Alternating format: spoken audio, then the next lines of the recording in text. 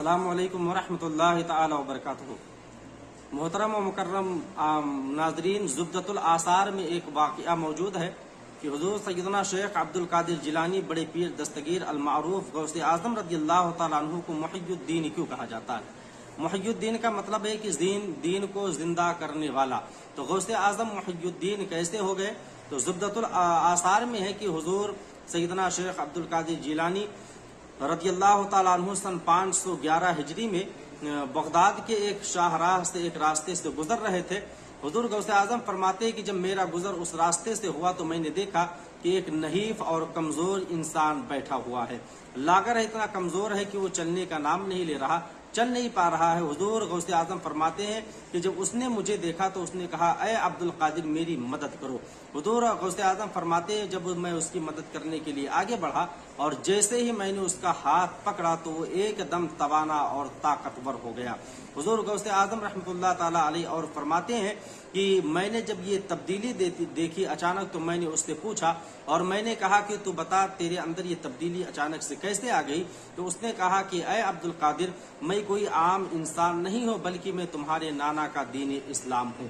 یعنی حضور سیدنا غوث اعظم سے وہ انسان فرماتا ہے کہ میں تمہارے نانا جان کا دین ہوں جو مرگ کے وقت کے ایک دم قریب تھا، میں ایک دم کمزور ہو چکا تھا، لاغر ہو چکا تھا۔ اے عبد القادر، جب تم نے میرا ہاتھ پکڑا تو میں نحیف سے توانا اور طاقتور ہو گیا۔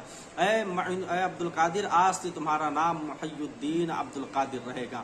محی الدین کا مطلب ہوتا ہے دین کو زندہ کرنے والا۔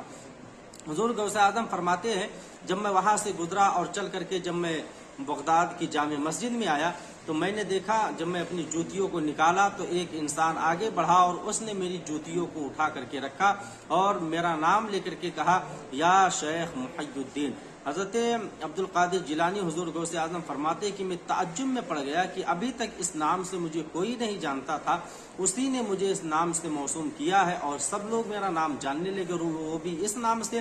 حضور غوث اعظم فرماتے ہیں نماز کا وقت ہو رہا تھا، جب میں اندر گیا نماز سے فارغ ہوا تو سارے جامع مسجد میں میرے ہی نام کے تذکرے اور میرے ہی کے نام کے چرچے تھے۔